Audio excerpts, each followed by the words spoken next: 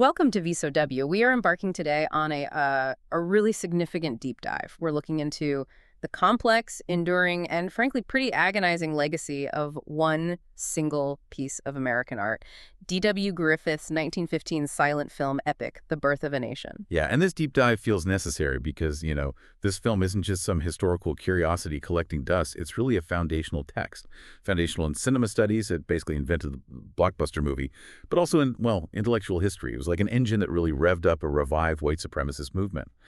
Our sources really compel us to look at how this one work-shaped politics, institutionalized completely false historical narratives, and, set the stage for decades of systemic racial conflict. Absolutely. And the listener material we have really highlights this radical duality, doesn't it? We're looking at something that on one hand is lauded as this staggering cinematic masterpiece, the first modern feature film, people say.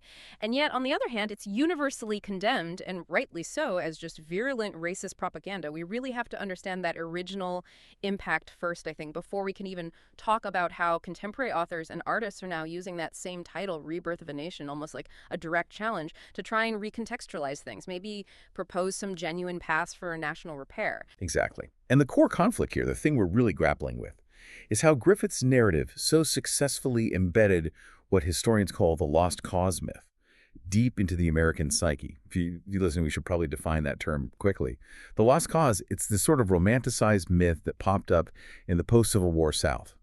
It basically insisted the war was not about slavery at all, but about, states' rights. That life before the war, antebellum life, was harmonious, idyllic even. And that the Reconstruction era that followed, well, that was just a period of northern tyranny and misrule by newly freed black citizens. The Birth of a Nation basically turned this lie into cinematic gospel. Okay. Given that immense context, we really have to start with the film itself, The Birth of a Nation, or Boan, as it's often called. What specifically made it so revolutionary, just purely in terms of filmmaking? And how did those, groundbreaking techniques end up amplifying its disastrous social impact? Right. To really get the film's power, you have to picture the movie scene in 1915. Movies were short, often just, one or two reels long. They played in these little storefront Nickelodeons, mostly for the working class. Griffith just changed the whole industry overnight. The Library of Congress itself recognized that Boan essentially gave birth to the movies as an industry, a cultural force, and a social power. It's huge. And the sources really emphasize the sheer scale of it. Griffith was operating on a level, the budget, the ambition was nothing seen before, right? Yeah. What kind of investment are we talking about, and how did that change the whole experience for the audience? Oh, the numbers are staggering for the time. The sources say it cost a massive $500,000 to produce. Astronomical, really. And that kind of money let Griffith employ thousands of extras, build these huge elaborate sets. You see it on screen. It was advertised incredibly grandly. You look at the New York Journal back then, it's billed as D.W. Griffith's eighth wonder of the world. Big stuff. And this wasn't just about the film. It moved the experience of movie-going itself. Out of the Nickelodeons into these lavish, ornate movie palaces, it became respectable entertainment for the growing American middle class. And the ticket price reflected that shift too, $5 a seat. That was a huge amount of money in 1915. Okay, so that sounds like pure genius. But often you hear critics argue that, well, a lot of the techniques he used weren't strictly original. They point to things like the 1914 Italian epic Cabiria, saying that film pioneered the epic scope, some fancy lighting, maybe even some camera moves. So where does Griffith's real revolution lie then? That's a fair point. Griffith's genius wasn't necessarily an invention, not always. It was more in synthesis. The masterful combination, the application of all these different elements to just maximize the emotional and, crucially, the ideological impact. For instance, he really perfected using the close-up shot to pull intense emotion right out of the audience. You feel connected to the characters or terrified by them. And he absolutely weaponized parallel editing or cross-cutting. That technique is absolutely central to how the film works as propaganda. Can you explain that a bit more? How did cross-cutting become a tool for racial propaganda here? It basically creates this cognitive imperative for the viewer. It forces a connection.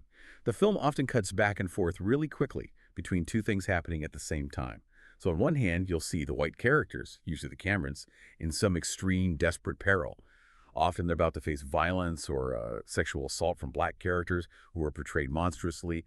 And then boom, it cuts to the Ku Klux Klan, riding like heroes to the rescue. By showing that imminent danger, then the heroic arrival, again and again, the audience is just conditioned, emotionally conditioned, to equate the KKK's violence with salvation. It's heroic. The racist narrative becomes inseparable from the revolutionary filmmaking technique. It basically forces you to cheer for the terrorists because the film makes them the only source of rescue. Wow. It's really just a tragedy, isn't it? That such groundbreaking, truly innovative artistry was put right into the service of such a noxious, poisonous core message. And this propaganda, like you said, it's based on those books, The Klansman and the Leopard Spots, by Reverend Thomas F. Dixon Jr. What were the really uncompromising parts of that racist core? What was it fundamentally saying? The sources are just crystal clear on this. You cannot understand this film, its impact, without confronting its virulent racism head on. It portrayed African Americans as, quote, sex-crazed animals, inherently inferior, dangerous, incapable of self-governance, just utterly dehumanizing. And then conversely, it depicted the Ku Klux Klan, which was, remember at that time, basically a defunct regional terrorist group, as, quote, an army of heroes gallantly riding to the defense of the nation. This wasn't just, historical fiction playing loose with facts. It was a deliberate, ideological justification for state-sanctioned racial violence and subjugation. Hashtag tag tag TB. The structure of opposition and the lost cause narrative. Okay, let's dig into how Griffith actually engineered that justification structurally. Because the film isn't just a simple story, is it? It seems more like this elaborate setup of moral, political oppositions, all designed to justify the KKK's eventual return to power and, like you said, validate that lost cause narrative. That's exactly right. Griffith built the entire film around these dialectical contrasts. You've got North versus South, obviously, Union versus Confederacy, war versus peace, but centrally driving everything is black versus white. And these huge conflicts get internalized, made personal, through the two main families who represent North and South, the Stonemans and the Camerons. Right, the Stonemans from the North, they're sort of positioned as the intellectual villains, aren't they? Representing the radical Republicans. The patriarch, Austin Stoneman, he's pretty clearly modeled on the abolitionist Congressman Thaddeus Stevens. And they're contrasted with the Cameron family, the sort of idealized plantation owners in this picturesque little town, Piedmont. hmm And that idyllic presentation of Piedmont, the South, before the war, is absolutely crucial because it establishes the foundational lie of the lost cause. Yeah. The complete sanitization of slavery. The film deliberately sets up this image of tranquility, of harmony in Southern life before the war. There's this infamous scene that follows an intertitle card that shows supposedly happy slaves on their way to, pleasant day's work, picking cotton, as if it was just another job. By making antebellum life look so peaceful and safe, Griffith positions the war and Reconstruction not as necessary moral corrections for the horror of slavery, but as these unnecessary violent disruptions caused entirely by Northern meddling and black inferiority. And shifting a bit to the interpersonal stuff, the sources bring up this really fascinating layer of gender and sexuality that seems to underlie the racial politics. It's not just about race, is it? It seems to be about controlling male sexual power, too. That's a really critical analytical point from the sources, yeah. Blackness in the film is absolutely weaponized. It's associated with this idea of unrestrained male sexual power, violence, and rape. It's terrifying. And this gets personified by two key figures. First, there's Gus. He's a newly liberated black man, but significantly played by a white actor in blackface. His sexual pursuit of the innocent white Flora Cameron leads directly to her tragic death. And then there's Silas Lynch. He's portrayed as this power-crazed mulatto politician, another deeply racist stereotype, who's intent on forcing marriage upon the white heroine, Elsie Stoneman. This tapped directly into the era's deepest, most paranoid fears of miscegenation, of black political power, and black sexual dominance over white women. And contrasting with that aggressive, unrestrained black masculinity, white Southern masculinity is often shown, at least initially, as kind of weak or maybe effeminate. Exactly. You look at Ben Cameron, the main Southern protagonist, played by Henry B. Walthall. He's nicknamed the Little Colonel. He starts the film as almost a dandy, right? A figure of aestheticism, not rugged strength. When he gets injured in battle, he appears quite fragile. The analysis strongly suggests that he only achieves his true heroic status, his masculine potency, when he puts on the anonymity and the power of the Klan uniform. The white hood and robes literally transform his identity, making him the powerful protector. And the analysis even looks at the Cameron family structure itself, suggesting it needed this stronger external form of masculinity. The sources mention the Camerons are often dominated by a strong matriarch figure. And the younger brothers, Duke Cameron and the junior Stoneman boy, they even engage in what's described as blatantly homoerotic horseplay and hugging before they die together on the battlefield. It feels like Griffith was almost narratively setting up this idea that the conventional, non-militaristic white male identities just weren't sufficient to govern or protect. Right. The Klan, then, becomes the necessary vehicle for this controlled, heroic kind of virility. It's presented as the only way to channel male sexual energy away from the chaos of war and rape and into, well, positive creation. So when the narrative finally reaches its climax, how does it resolve? With double weddings, Ben Cameron marries Elsie Stoneman from the north, and Phil Stoneman marries Margaret Cameron from the south. Ah, so this ending, this cinematic coupling, it symbolizes the final union of North and South. But based on everything we've discussed, this union is achieved at a really terrible, terrible cost. It's the ultimate expression of what the sources call racial reconciliation through exclusion. The new ruling paradigm is established, order is restored. But it's done by violently channeling white male energy into the controlled sexuality of monogamous marriage, defining America fundamentally as a white nation.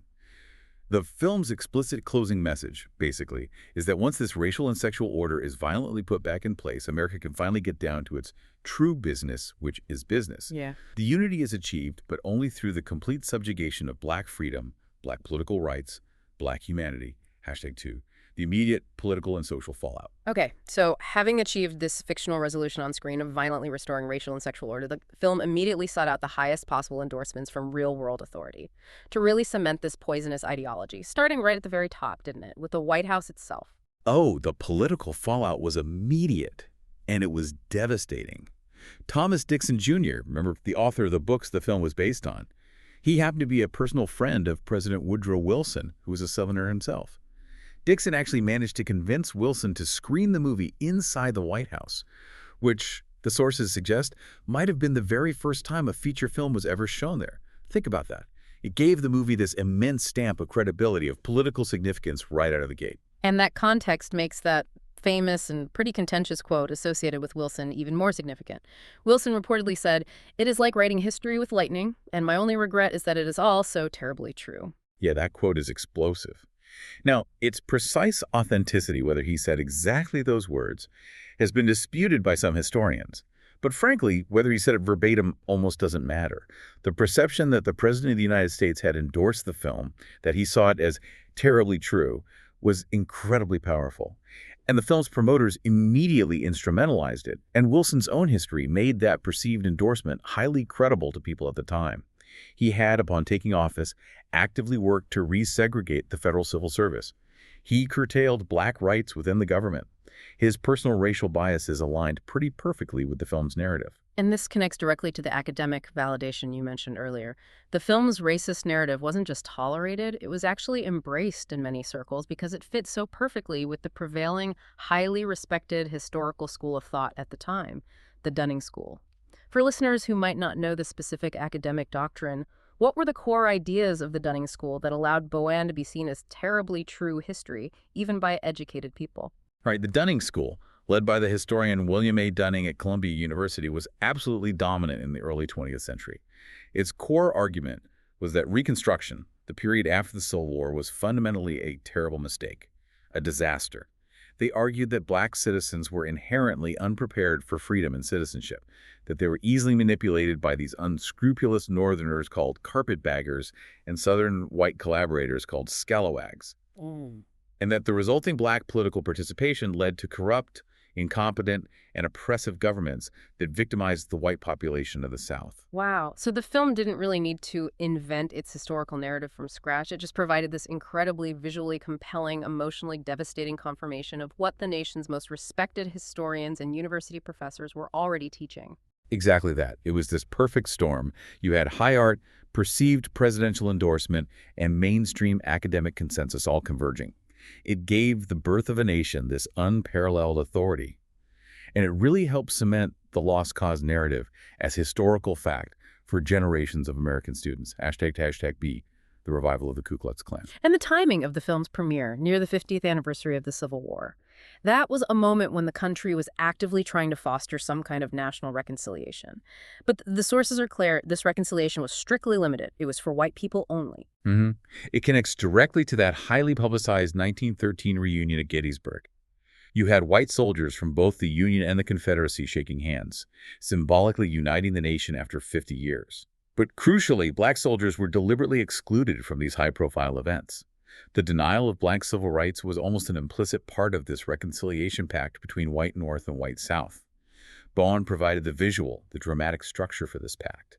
It united white Northerners and Southerners under this shared banner of white supremacy and patriotism, defining them against a common internal enemy. So, if the film provided the visual narrative, the myth, it also seems to have provided the actual operational blueprint for terror. Let's talk about how Bone played this direct, measurable role in the actual revival of the Ku Klux Klan. Yeah, this is one of the most chilling parts of the story. Before 1915, the original KKK, the one founded back in 1865, it was essentially defunct. It was a regional force, mostly in the South, and it had been largely obliterated by federal government suppression back in the 1870s. The film single-handedly changed its fate. It offered this romanticized public image, this terrifying and instantly recognizable uniform, and it became an incredibly potent recruiting tool for a whole new generation. It sounds like a masterclass in, well, in marketing hate. Yeah. Who was the man who seized this moment? William Joseph Simmons. What were the specifics? Simmons was, well, an opportunistic figure, a former preacher and organizer for various fraternal organizations in Georgia.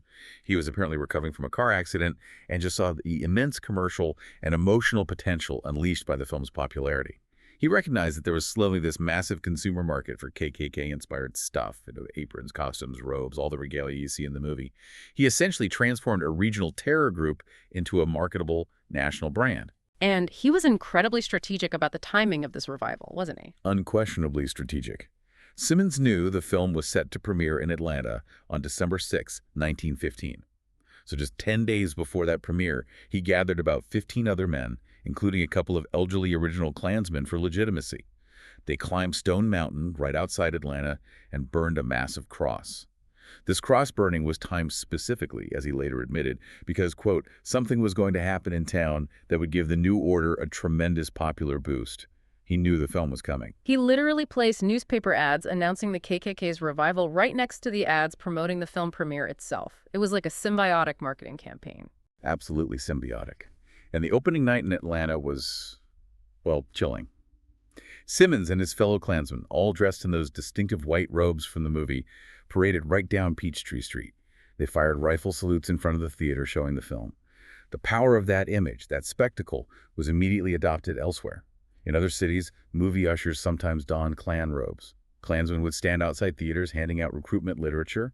The film gave the Klan national recognition, a powerful visual style, and a pseudo-historical justification that it had lacked for decades.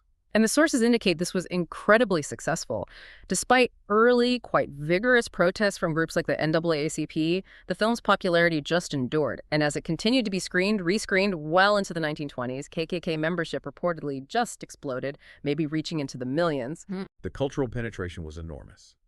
Even in the North, where the original Klan had held very little sway. Well, you have to remember the context of the time, too. This period coincided with the Great Migration, millions of black Americans moving north, seeking opportunity and escaping Jim Crow. Plus, you have black troops returning from World War I demanding rights. All this sparked new racial tensions in northern cities like Chicago, Boston, Detroit. And the sources note that the North really had no will to enforce equality.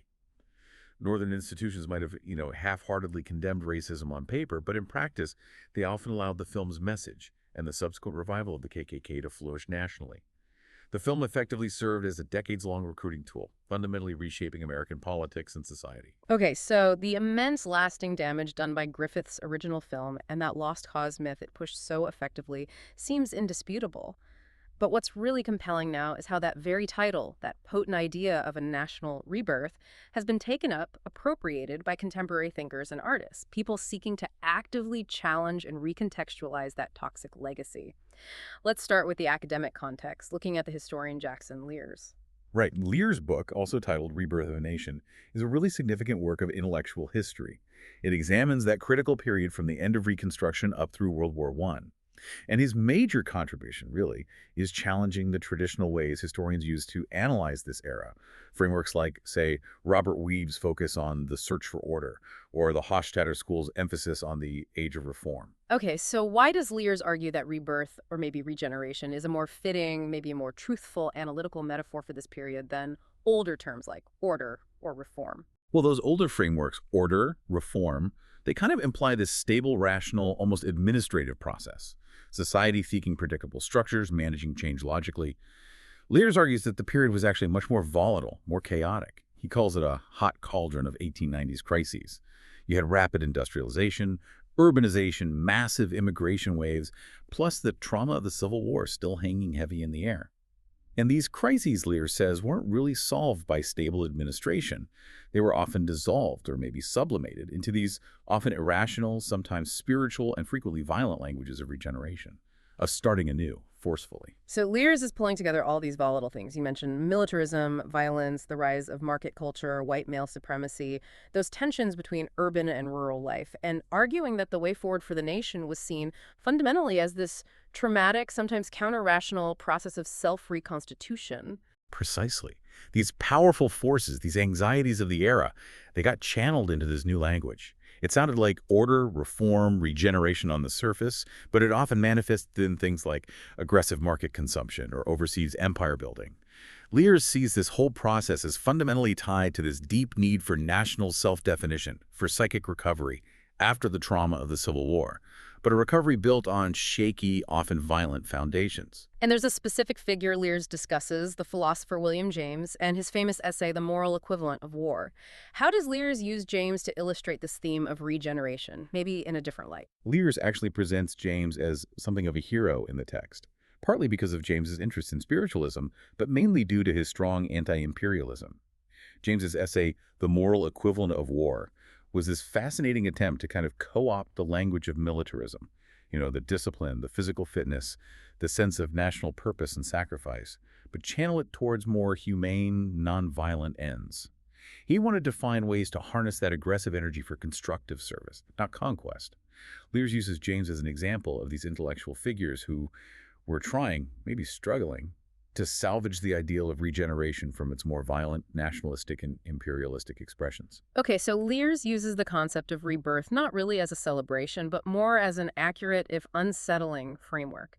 A way to analyze how the nation tried to recover from crisis by adopting these powerful new myths, sometimes violent, sometimes consumerist, to redefine its identity. And that definition often explicitly required reinforcing white supremacy, just like Griffith's film did. Yeah, so if Lears provides the historical and analytical framework for understanding that fraught period of rebirth, then Joel Edward Goza, who's a white professor of ethics, provides the urgent ethical demand for our time. His book, also provocatively titled Rebirth of a Nation, starts from this really powerful premise that the United States cannot become a truly interracial democracy, cannot achieve a genuine rebirth until white people collectively engage in a deep process of restorative justice. And he lays out this really clear three-part imperative for white people, doesn't he? He calls it the path to true national healing: repent, repay, and repair. That sounds like a heavy moral burden, but one he argues is absolutely essential. It's essential, Goza argues, because the damage caused by slavery, by Jim Crow, by ongoing subjugation isn't just historical. It's systemic, it's structural, and it's ongoing now. Goza is really committed to digging deep, finding the ideological roots of white supremacy. And he doesn't shy away from challenging traditionally revered figures in American history. He dedicates a lot of space to parsing the complicity of historical heroes. Which specific historical figures does he focus on? Who does he highlight as being complicit, maybe sometimes unintentionally, in creating or perpetuating these racial divisions? Well, he looks closely at Thomas Jefferson, analyzing how Jefferson's enlightened ideals about liberty were just fundamentally undermined by his actions as a slaveholder and his own writings about race. He examines Abraham Lincoln, focusing on Lincoln's complex and, frankly, evolving stance on race, highlighting policies that often favored things like colonization or very gradual, compensated emancipation rather than immediate equality. And he even looks at Franklin Delano Roosevelt, detailing how the New Deal, while obviously vital economically for many, often systematically excluded Black Americans through racially discriminatory housing policies, employment practices, and a kind of tacit support for existing Jim Crow structures, especially in the South. Goza's argument is that these figures, whether consciously or unconsciously, helped solidify a nation deeply divided along racial lines, even as they were building parts of modern America. And Goza doesn't just leave it in the past. He connects this historical complicity directly to contemporary policy and rhetoric. How does he analyze modern, often coded language to show its lasting racial impact today? He really dissects these phrases that have become kind of commonplace in our political discourse, showing how they often function as modern-day proxies for the same old racial stereotypes that were popularized a century ago by people like Thomas Dixon. He analyzes terms like law and order, or the infamous welfare queens, or calls for personal responsibility. He demonstrates how these seemingly neutral concepts often mask these underlying racial assumptions about black laziness or deviance or intellectual inferiority. And these assumptions, he argues, then justify policies that continue to reinforce racial inequality, things like aggressive over-policing in certain communities or cuts to social safety net programs. Wow. Yet, despite the depth of this historical critique, the ethical demand, Gozes is actually described in the sources as an optimist. What's his vision for the concrete solutions? What would facilitate a genuine rebirth, in his view? Yeah, his optimism seems rooted in the potential for action, for change. He believes that white people will eventually recognize the moral and practical necessity for substantive reparations. And his vision of reparations is broad. Yes, it includes direct monetary payments, acknowledging the stolen wealth and labor, but it also involves deep systemic reforms. Things like ending the school-to-prison pipeline, drastically reducing the disproportionate over-policing of under-resourced black communities, and fundamentally reforming tax codes so that wealthy Americans, regardless of race, pay their fair share. That increased revenue, he argues, could then fund these necessary reparative investments. His rebirth demands tangible, economic, social, and ultimately restorative justice. Okay, so moving from history and ethics now to art. DJ Spooky's project, also titled Rebirth of a Nation, represents maybe the most direct confrontation with Griffith's original, because he uses the very same medium cinema that Griffith used so powerfully, but he turns it against itself. Yeah, this is a really remarkable cultural intervention. DJ Spooky, his real name was Paul D. Miller, created this full-scale musical and cinematic remix of Griffith's infamous film. He describes his process quite brilliantly, I think, as applying DJ technique to cinema in a way that parallels, deconstructs, and remixes the original. It's almost like an act of artistic vandalism, in the best sense, taking this monumental piece of racist propaganda and treating it like a found object that needs to be taken apart and reassembled. That sounds very much like appropriation art, doesn't it? Taking something that has this heavy pre-existing meaning and deliberately forcing a new, critical interpretation onto it. It absolutely is.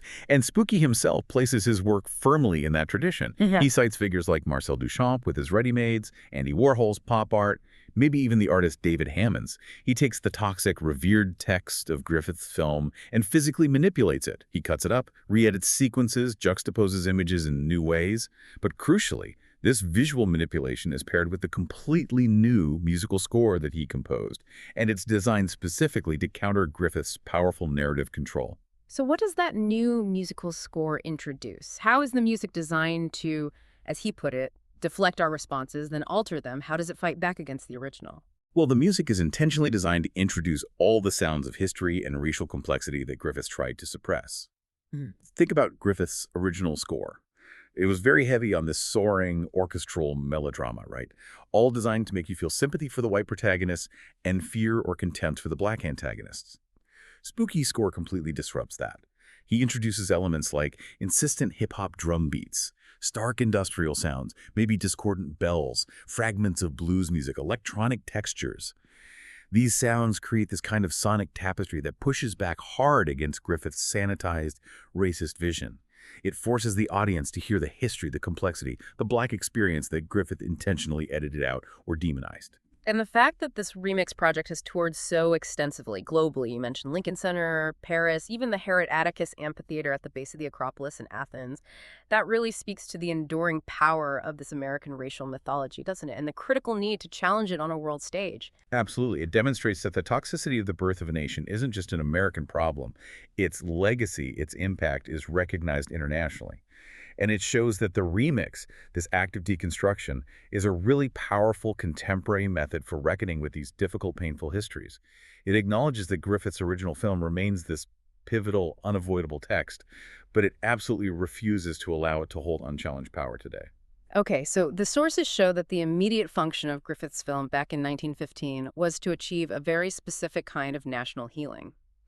Reconciliation between the North and the South 50 years after the Civil War. But as we discussed earlier, we have to be really clear about what kind of reconciliation that actually was. #A, reconciliation as a common enemy narrative. Right. And academic research that studied the cultural spread of the lost cause narrative, it confirms that screenings of Bowen really did effectively shift public discourse. The film fostered a more patriotic, less internally divisive language between North and South. It even reportedly increased military enlistment, boosting national fervor. And it definitely facilitated a sort of cultural convergence between the former enemies, white Northerners and white Southerners. So it actually did manage to unify the country in a way, 50 years after the war. But the mechanics of how it achieved that unification, that's the really disturbing part. They're absolutely critical to understand.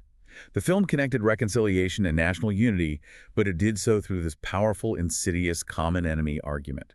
It essentially told white Northerners and Southerners, look, you may have fought each other bitterly, but your real shared threat now is this internal enemy. It's black political power, black freedom, black aspirations. The unity it achieved was one forged entirely by shared prejudice and deliberate exclusion. It bound the white majority together in defense of white supremacy, defining the nation against its black citizens. That is just such a dark synthesis, isn't it, of commercialism, politics, art, and historical revisionism. The Klan wasn't just a terror group. It became a brand, and the movie was its incredibly effective viral marketing campaign. And tragically, it established this toxic political template that has lingered.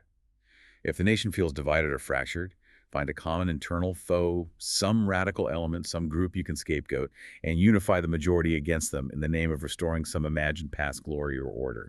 Hashtag B, credible parallel. And that structure unifying a fractured population by identifying and vilifying a radicalized internal enemy feels strikingly relevant today. Our sources draw some pretty clear parallels between Griffith's narrative techniques, his whole approach, and the structure of certain modern political rhetoric. Specifically, the kind of nationalistic appeals sometimes described under the umbrella of Trumpism, which also promise a kind of rebirth, often framed as making the country great again. Yeah, the parallels drawn in the sources are largely structural, and they often involve the strategic use of new media to bypass traditional gatekeepers, much like Griffith used the new medium of feature film. Griffith used film to institutionalize his propaganda. The argument is that some modern rhetoric utilizes new media platforms, social media, certain cable news outlets, for rapid, emotionally resonant, and similarly nationalistic messaging that aims for direct connection with a base. And both seem to tap into this broad, sometimes maybe cynical sense of white peoplehood or white identity politics. That's part of the analysis, yes. It's described as a complex, sometimes dangerous form of nationalism. Sources note that some modern political rhetoric might cynically reference unifying historical figures like Lincoln, but simultaneously employ language that is perceived by critics as highly authoritarian and either explicitly or implicitly racist or xenophobic. The function, the argument goes, is to appeal to a broad base of people who feel culturally or economically left behind or threatened by defining the nation along narrowly exclusive lines, often racial, cultural, or religious. In Griffith's film, the narrative absolutely required specific villain archetypes to work. You had the intellectually superior but morally degenerate radical Republicans from the North and their nefarious mulatto accomplices like Silas Lynch. They were depicted as the ones responsible for disrupting the nation's natural harmony and creating chaos during Reconstruction. And the modern parallel, as analyzed in the sources we reviewed, often features a similar kind of paranoid conspiracy theory structure. It tends to label generalized liberal or progressive forces, sometimes personified as Antifa or socialists or globalists or other perceived radical groups, as the inherently anti-American villains. These figures or groups are cast as the ones disrupting the established order, threatening traditional values, thereby justifying the unification of the political base in defense of an idealized, often vaguely defined, previous state of American greatness. It sounds like the same fundamental structural argument, just updated with new enemies, new media platforms, and new slogans. The ultimate goal still seems to be the restoration of order and harmony to the nation, but achieved by defining and mobilizing against a shared, common internal enemy. And the historical lesson here, perhaps, regardless of the specific political movement or era, is that this combination of deep-seated nationalism and targeted racism or scapegoating, whether it's delivered via silent film in 1915 or via social media in 2024, can prove to be a highly toxic mix. It appeals directly, often powerfully, to the fears and anxieties of a population that's seeking stability, seeking simple answers amidst complex changes or perceived chaos. Propaganda, especially when it's delivered with groundbreaking artistry or the immediacy of new media, doesn't just reflect societal beliefs. It actively works to mold them, to institutionalize them, sometimes for generations. Hashtag tagged conclusion. So after digging through all of this, What does it all really mean for us today? This concept, rebirth of a nation, it keeps surfacing in American history. Initially, with D.W. Griffith, it was just pure vicious propaganda. Propaganda that quite literally revived white supremacist terror and cemented the lost cause lie as national dogma for decades. Yeah. And now, remarkably, that same incredibly loaded title is being repurposed, turned on its head. It's being used as a critical lens by historians like Jackson Lears to understand a troubled past. It's used as an urgent ethical imperative for repair and justice by scholars like Joel Goza, and it's used as a deconstructive art project, a direct challenge by figures like DJ Spooky. They're all using it now to challenge the enduring structures of racial and political conflict that were so powerfully amplified by that original infamous film. It seems Griffith's film provided the spectacle, the powerful myth that was necessary for one particular type of national healing back then, but it was a healing based entirely on white unity achieved through black subjugation.